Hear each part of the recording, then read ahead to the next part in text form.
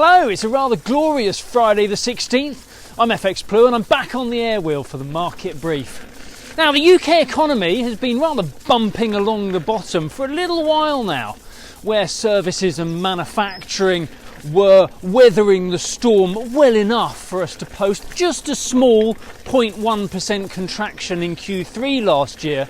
The borrowing costs and inflation took their toll on the construction sector in Q4.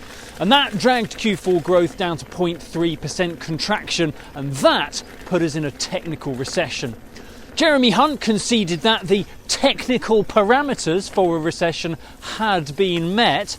He supports the independence of the Bank of England, and perhaps this is just so that he can blame them in the event of any recession on his watch, which he has done, obviously.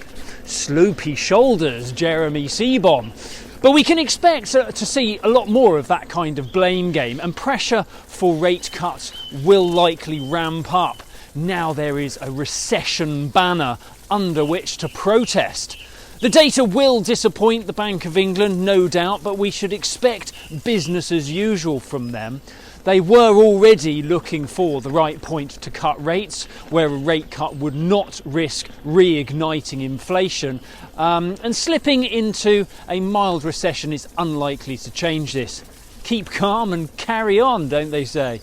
This is not a recession in the traditional sense, though. There has not been a single shock that has seen growth slump. This has been more of a death by 1,000 cuts. And also, don't forget, the solution is patiently waiting backstage now. Rate cuts are the next act in the theatre of Threadneedle Street. When cued to take centre stage, the rate cuts will deliver some growth, no doubt. For now, though, inflation is rather milking it and hogging the limelight a little bit too much. Oh, the drama.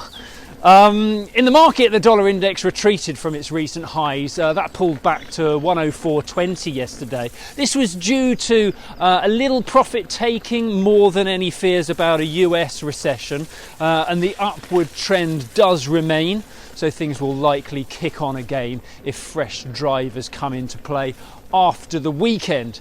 This all helped sterling back to about 126 against the dollar, along with the wider sentiment that the UK recession will be short-lived.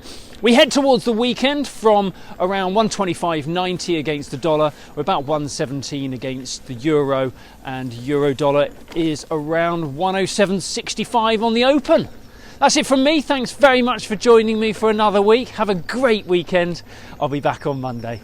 All the best. If you do not have a clue, then just tweet through and ask FxPlew.